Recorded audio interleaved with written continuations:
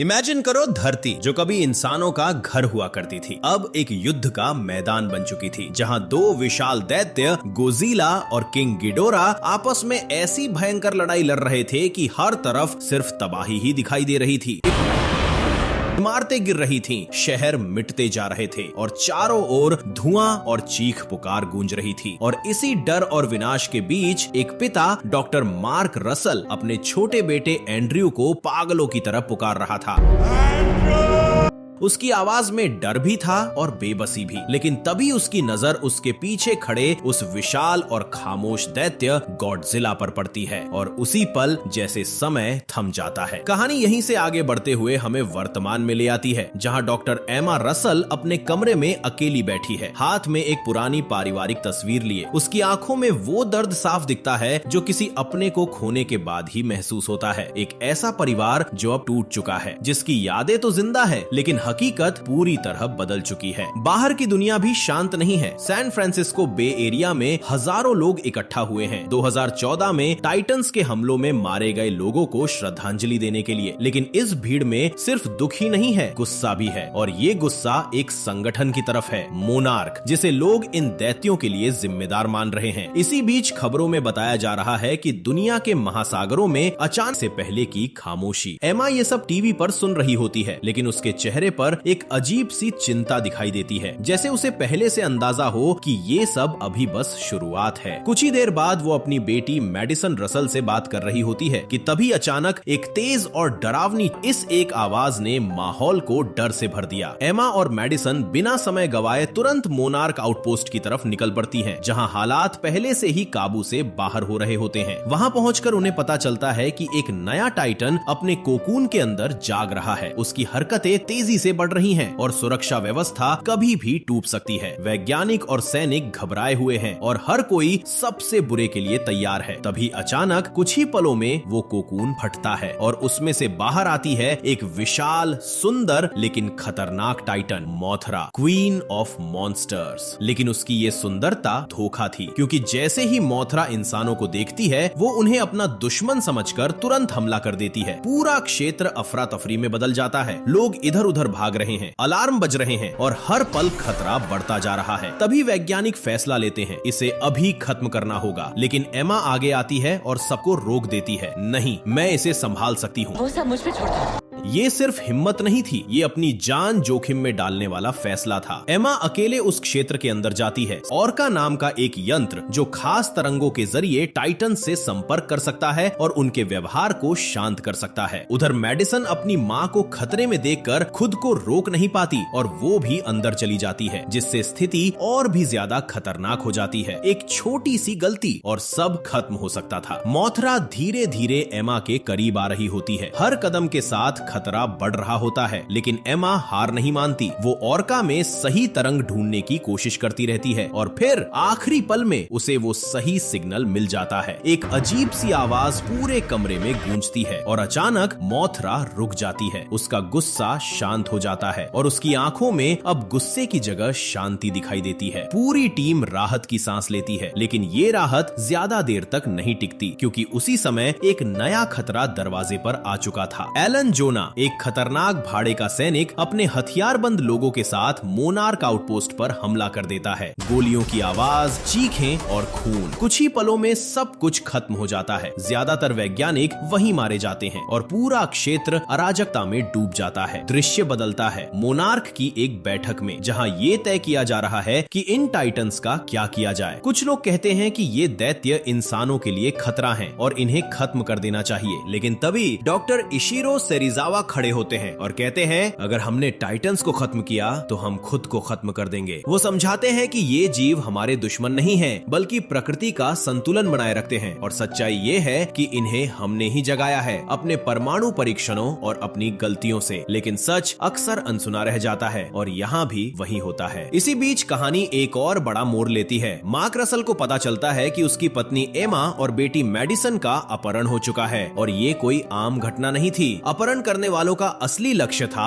Arc, वही यंत्र जिसे मार्क ने कभी वेल मछलियों को बचाने के लिए बनाया था। अब उसी का इस्तेमाल टाइटन्स को नियंत्रित करने के लिए किया जा रहा है। तभी डॉक्टर ग्राहम मार्क की तरफ देखती हैं और कहती हैं, अगर हम ऑर्क को ढूंढ लें तो हम तुम्हारे परिवार को भी ढूंढ सकते हैं। डॉक्टर विवियन ग्राहम अपनी टीम को एक चौंकाने वाली खतरनाक टाइटन मोन्थरा भाग चुकी है और इस हमले के पीछे सिर्फ एक नाम सामने आता है, एलन जोना, जो पहले ब्रिटिश आर्मी का कर्नल था लेकिन अब एक खतरनाक इको टेररिस्ट बन चुका है। डॉक्टर ग्राहम बताती हैं कि जोना का मकसद मोथरा को मारना नहीं था बल्कि उसे जिंदा पकड़ना था ताकि वो टाइटन्स को अपने खतरनाक प्लान के लिए इस्तेमाल कर सके। इसी बीच कहानी हमें ले जाती है एंटार्क्टिका के मोनार्क आउटपोस्ट 32 में, जहां चारों तरफ सिर्फ बर्फ ही बर्फ है और माहौल बेहद शांत और डरावना है। लेकिन ये खामोशी ज्यादा देर तक नहीं रहती क्योंकि एलन जोना अपने हथियारों से लैस आदमियों के साथ अचानक हमला कर देता है। मोनार्क के गार्ड्स को बेरहमी से मार दिया जाता है और कुछ ही मिनटों में पूरा ठिकाना उनके कब्जे में आ जाता है। एमा और मेडिसन को जबरदस्ती अंदर ले जाया जाता है जहां उन्हें एक ऐसा नजारा दिखता है जो किसी बुरे सपने से कम नहीं होता। बर्फ के अंदर जमी हुई एक विशाल और डरावनी आकृति, एक ऐसा टाइटन जो सदियों से जमी हुई हालत में कैद था। एलन अपने आदमियों को ठंडे स्वर में आदेश देता है, ड्रिल्स शुरू करो, और तुरंत बर्फ को तोड़ने का काम शुरू हो जाता है क्योंकि वो उस विनाश को जगाना चाहता है जिसे वो मॉन्स्टर जीरो कहता है। उधर दूसरी तरफ डॉक्टर मार्क रसल अपने पुराने खुशहाल दिनों को याद कर रहा होता है, लेकिन तभी अचानक उनका जहाज किसी अनजान ताकत से टकराता है। पूरा जहाज हिल जाता है और अंदर घबराहट फैल जाती है। कर्नल डायन अपने सैनिकों को हमला करने का आदेश देती है लेकिन डॉक्टर इशिरो सेरिजावा उन्हें तुरंत रोक देते हैं और कहते हैं कि गलती से भी ऐसा मत करना। तभी सबको समझ आता है कि वो कोई और नहीं बल्कि खुद गॉडजिला है। ये सुनकर सब हैरान रह जाते हैं। मार्क तुरंत कहता है, शील्ड्स खोलो, क्योंकि वो गॉडजिला को ये बताना चाहता है कि वो उसके दुश्मन नहीं है। जैसे ही शील्ड्स खुलते हैं, गॉडजिला धीरे धीरे जहाज के पास आता है। उसकी मौजूदगी इतनी भारी होती है कि सबकी सांसें थम जाती हैं। कुछ पल वो जहाज को ध्यान से देखता है और फिर बिना कुछ किए वापस चला जाता है, जैसे उसने समझ लिया हो कि ये इंसान उसके खिलाफ नहीं से बड़ा दुश्मन, एक ऐसा प्राणी जो बाकी टाइटन्स पर राज करने के लिए बना है। उधर एलन जोना को पता चल जाता है कि मार्क और उसकी टीम वहां पहुंचने वाली है, इसलिए वो अपने आदमियों को बर्फ के अंदर विस्फोटक लगाने का आदेश देता है और खुद वहां से निकलने की तैयारी करने लगता है। जैसे ही मार्क और उसकी टीम वहां पहुंचती है, हालात पूरी तरह बिगड़ जाते हैं। जोना के लोग पीछे हट जाते हैं और पूरा ठिकाना टूटने लगता है। मार्क एमा और मेडिसन को पुकारता है कि वो उसके पास आ जाएं, लेकिन उसी पल एमा कुछ ऐसा करती है जिसकी किसी को उम्मीद नहीं होती। वो ऑर्का डिवाइस का रिमोट उठाती है और बिना रुके उसे चालू कर देती है और उसी के साथ बर्फ के अंदर कैद वो विशाल टाइटन आजाद हो जाता है, किंग गिडोरा। एलन जोना तुरंत एमा और मेडिसन को अपने साथ लेकर भाग जाता है और एमा को मजबूर करता है कि वो ऑर्का के जरिए मॉन्स्टर जीरो को पूरी तरह जगा दे। जैसे ही वो पूरी तरह जागता है, एंटार्क्टिका की बर्फीली जमीन पर तबाही मच जाती है, हर तरफ विनाश फैल जाता है। तभी मेडिसन हिम्मत दिखाते हुए अपनी माँ से ऑर्क छीन लेती है और उसमें एक तेज आवाज वाली तरंग चला देती है जिससे मॉन्स्टर जीरो का ध्यान उसकी तरफ चला जाता है। लेकिन उसी समय वो मार्क के हेलीकॉप्टर पर हमला कर देता है और ऐसा लगता है कि अब बचना मुश्किल है, लेकिन तभी अचानक मॉन्स्टर जीरो रुक जाता है, जैसे उसे किसी और ज्यादा ताकतवर मौजूदगी का एहसास हुआ हो। और अगले ही पल बर्फ के नीचे से उभरता है गॉडजिला, धरती का रक्षक। और यहीं से शुरू होती है एक भयंकर लड़ाई। गॉडजिला बनाम मॉन्स्टर जीरो, रक्षक बनाम विनाशक, दोनों अपनी पूरी ताकत से एक दूसरे पर टूट पड़ते हैं। हर टक्कर के साथ जमीन कांप उठती है, लेकिन इस बार मॉन्स्टर जीरो ज्यादा ताकतवर साबित होता है और वो गॉडजिला को पीछे धकेल देता है। कुछ ही पलों में गॉडजिला कमजोर पड़ जाता है। तभी मोनार्क की मददगार टीम वहां पहुंचती है और मार्क व बाकी लोगों को बचा लेती है। गॉडजिला किसी तरह फिर से उठता है, लेकिन मॉन्स्टर जीरो लड़ाई छोड़कर आसमान में उड़ जाता है, जैसे ये तो सिर्फ शुरुआत हो। इसके बाद एमा मार्क से संपर्क करती है और जो वो बताती है वो सबको हैरान कर देता है। वो कहती है कि मॉन्स्टर जीरो को उसी ने जगाया है। दुनिया को बचाने के लिए अपने बेटे एंड्रयू को टाइटन के हमले में खोने के बाद उसने ठान लिया था कि उसकी मौत बेकार नहीं जाएगी, और जब उसने इस पर शोध किया तो उसे समझ आया कि टाइटन्स हमारे दुश्मन नहीं है बल्कि किसी वजह से वापस आए हैं। एमा कहती है कि असली खतरा इंसान खुद है। बढ़ती आबादी, प्रदूषण और युद्ध ने धरती को बीमार कर दिया है और हम खुद एक तरह का संक्रमण बन चुके हैं। एमा कहती है कि धरती ने खुद को बचाने के लिए एक बुखार पैदा किया है और टाइटन टाइटंस उसी रक्षा प्रणाली का हिस्सा है। ये इस ग्रह के असली मालिक है और ऑर्क के जरिए वो इस दुनिया को फिर से संतुलन में लाना चाहती है। और आखिर में वो डॉक्टर मार्क रसल और उसकी टीम से कहती है कि वो किसी सुरक्षित जगह चले जाएं। इसके बाद डॉक्टर एमा रसल एलन जोना के कहने पर ऑर्क के पास जाती है ताकि बाकी टाइटंस को भी आजाद कर सके, लेकिन मैडिसन रसल उसे रोकने की कोशिश करती है और कहती है कि ये गलत है, ये दुनिया को बचाने का तरीका नहीं है। लेकिन एलन उसे अपने शब्दों में फंसा लेता है और एमा को याद दिलाता है कि यही उसका मकसद था, सभी टाइटंस को आजाद करना ताकि संतुलन वापस आ सके। और इसी बात में आकर एमा अपनी बेटी की बात नहीं मानती और ऑर्का को चालू कर देती है। जैसे ही ऑर्का सक्रिय होता है उसकी तरंगे पूरी दुनिया में फैल जाती हैं और जहां जहां टाइटंस छिपे हुए होते हैं वो या तो जाग जाते हैं या फिर उग्र हो उठते हैं। इसी दौरान इस्ला दे मारा में बने मोनार्क के एक ठिकाने पर लोगों को सुरक्षित जगह ले जाया जा रहा होता है क्योंकि खतरा बढ़ता जा रहा था। लेकिन तभी अचानक एक तेज और डरावनी चीख पूरे इलाके में गूंजती है और कुछ ही पलों में एक विशाल आग उगलने वाला उड़ने वाला टाइटन रोडन अपने कैद से बाहर निकल आता है और चारों तरफ तबाही मचा देता है। उधर रडार पर मार्क और उसकी टीम देखती है कि मॉन्स्टर जीरो उसी दिशा में बढ़ रहा है। रोडन की आवाज से खिंचकर यूएस एयरफोर्स उस पर हमला करता है, लेकिन रोडन इतनी ताकत से जवाब देता है कि सारे लड़ाकू विमान बेकार साबित हो जाते हैं। इसके बाद रोडन और मॉन्स्टर जीरो के बीच भयंकर लड़ाई होती है, लेकिन इस ताकत की लड़ाई में आखिरकार मॉन्स्टर जीरो जीत जाता है और साबित कर देता है कि वही सबसे शक्तिशाली है। इस हालात को देखते हुए एडमिरल विलियम एक खतरनाक फैसला लेता है और कर्नल फॉस्टर को पीछे हटने का आदेश देता है क्योंकि वो एक ऐसा हथियार इस्तेमाल करने वाला है जो सब कुछ खत्म कर सकता है, ऑक्सीजन डिस्ट्रॉयर। एक ऐसा हथियार जो अपने दायरे में आने वाली हर जीवित चीज को खत्म कर देता है और तब तक मिसाइल पहले ही छोड़ी जा चुकी होती है। इसी बीच मॉन्स्टर जीरो रैप्टर विमान के पास पहुंचता है और वैज्ञानिकों पर हमला करने लगता है, लेकिन तभी अचानक गॉडजिला प्रकट होता है और उसे खींचकर समुद्र की गहराइयों में ले जाता है। डॉक्टर स्टैंटन सबको तुरंत वहां से निकलने को कहते हैं क्योंकि कुछ ही सेकंड में मिसाइल गिरने वाली होती है और नीचे पानी के अंदर दोनों टाइटंस के बीच भयंकर लड़ाई चल रही होती है। इस लड़ाई में गॉडजिला मॉन्स्टर जीरो का एक सिर तोड़ देता है, लेकिन उसे ये नहीं पता होता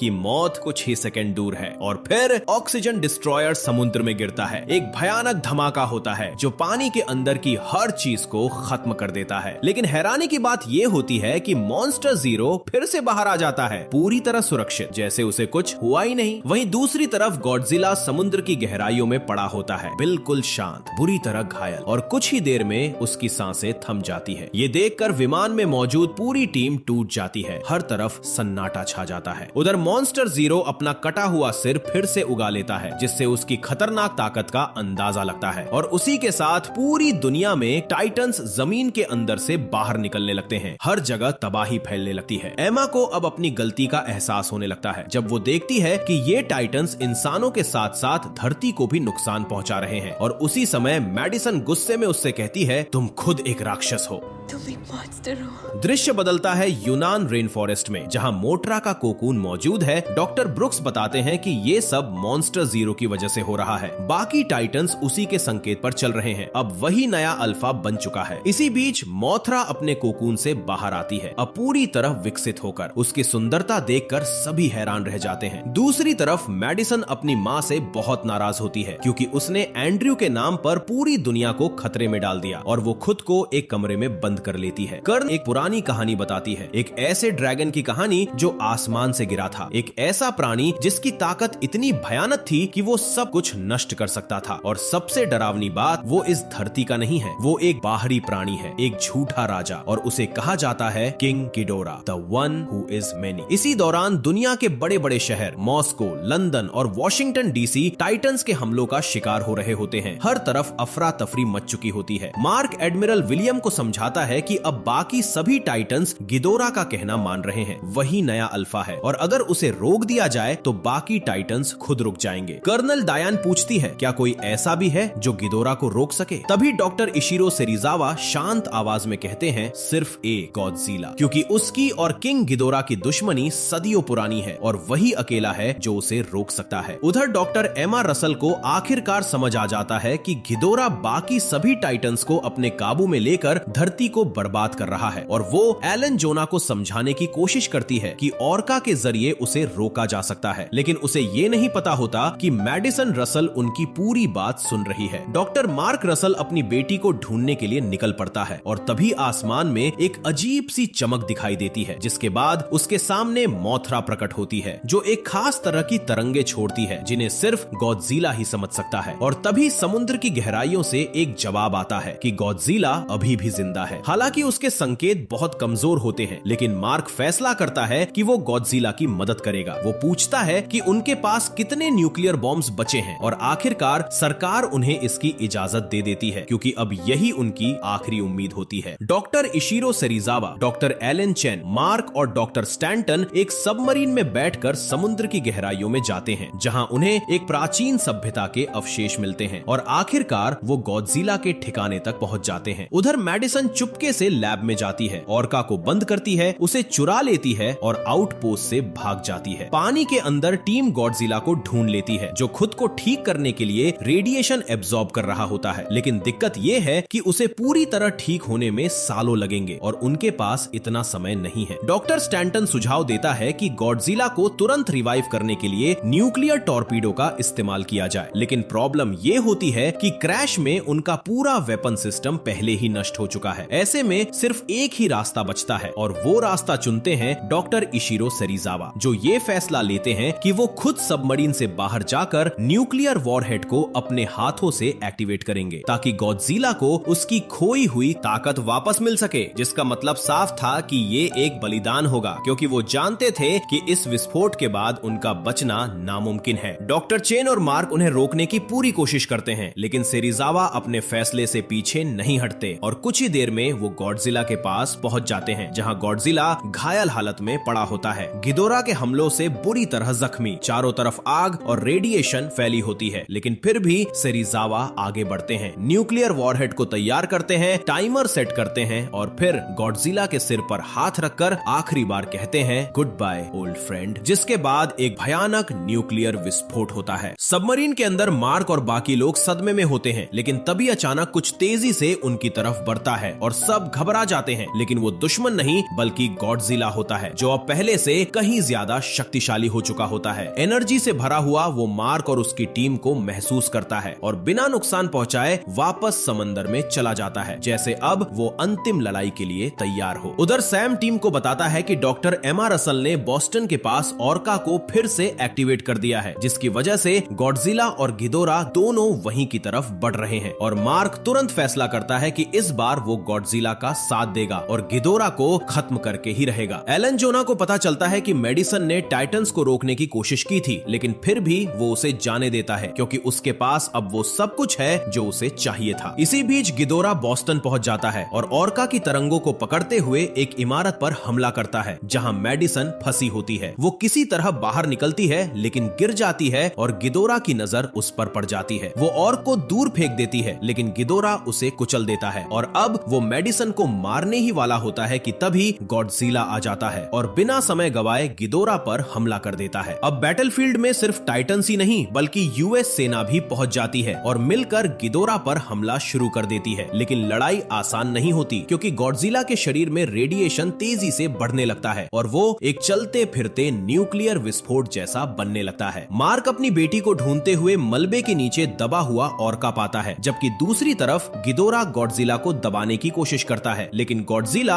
अपने एटॉमिक ब्रेथ से उसे पीछे धकेल देता है। तभी बैटलफील्ड में मोथरा की एंट्री होती है जो अपने किंग की मदद के लिए आती है, लेकिन उसी समय रोडान भी पहुंच जाता है और गिदोरा का साथ देते हुए मोथरा पर हमला कर देता है और दोनों के बीच आसमान में जबरदस्त लड़ाई शुरू हो जाती है। उधर एमा बैटलफील्ड में पहुंचकर मार्क से कहती है कि वो मेडिसन को लेकर तुरंत यहाँ से निकल जाए, जबकि मेडिसन डर के मारे भाग रही होती है और बाहर टाइटन्स की लड़ाई जारी रहती है। इसी बीच गिदोरा पास के पावर ग्रिड से एनर्जी खींचकर और भी ताकतवर हो जाता है और गॉडजिला को उठाकर एक इमारत में दे मारता है। वहीं मोथरा रोडान को बुरी तरह घायल कर देती है, लेकिन खुद भी गंभीर रूप से जख्मी हो जाती है। मार्क और सैनिक मेडिसन को मलबे से निकालकर बचा लेते हैं, लेकिन लड़ाई अभी खत्म नहीं हुई होती। गिदोरा गॉडजिला को पकड़कर आसमान में ले जाता है और उसे इतनी ऊंचाई से नीचे गिराता है कि गॉडजिला बुरी तरह घायल हो जाता है। तभी मोथरा आखिरी बार उठती उठती है और अपने किंग को बचाने के लिए गिदोरा पर हमला करती है, लेकिन इस बार गिदोरा उसे पूरी तरह जला देता है और मोथरा राख बन जाती है। लेकिन मरने से पहले वो अपनी सारी ऊर्जा गॉडजिला को दे देती है। अब गॉडजिला पूरी तरह बदल चुका होता है। वो सिर्फ गॉडजिला नहीं रहता बल्कि बर्निंग गॉडजिला बन जाता है और गिदोरा उसे जकड़कर खत्म करने की कोशिश करता है। लेकिन उसी समय मार्क और डॉक्टर स्टैंटन ऑर्का को फिर से एक्टिवेट कर देते हैं। डॉक्टर एमा रसल अपने परिवार को हेलीकॉप्टर में बैठकर जाने को कहती है और खुद ऑर्क लेकर गिडोरा को भटकाने निकल पड़ती है। गिडोरा उसका पीछा करता है और एमा जीप में बैठकर उसे दूर ले जाती है ताकि गॉडजिला को दोबारा उठने का समय मिल सके। आखिरकार किंग गिडोरा एमा की जीप को हवा में उछाल देता है। डॉक्टर एमा रसल घायल होकर जमीन पर गिरती है और गिडोरा धीरे धीरे उसके करीब आने लगता है, लेकिन तभी धरती कांपने लगती है। भारी कदमों की गूंज चारों तरफ फैल जाती है और सामने आता है गॉडजिला। अब वो पहले जैसा नहीं था। उसकी पूरी बॉडी से भयानक हीट निकल रही होती है। उसके आसपास की हर चीज पिघलने लगती है। ये था न्यूक्लियर गॉडजिला। अब ये आखिरी लड़ाई थी। गॉडजिला पूरी ताकत के साथ गिडोरा पर टूट पड़ता है। उसके हर कदम के साथ एनर्जी की लहरें निकलती है। वो अपने न्यूक्लियर पल्सेस छोड़ता है और हर पल्स के साथ गिडोरा कमजोर होता जाता है। धीरे धीरे ये लड़ाई एक ही दिशा में जाने लगती है और फिर आखिरकार गॉडजिला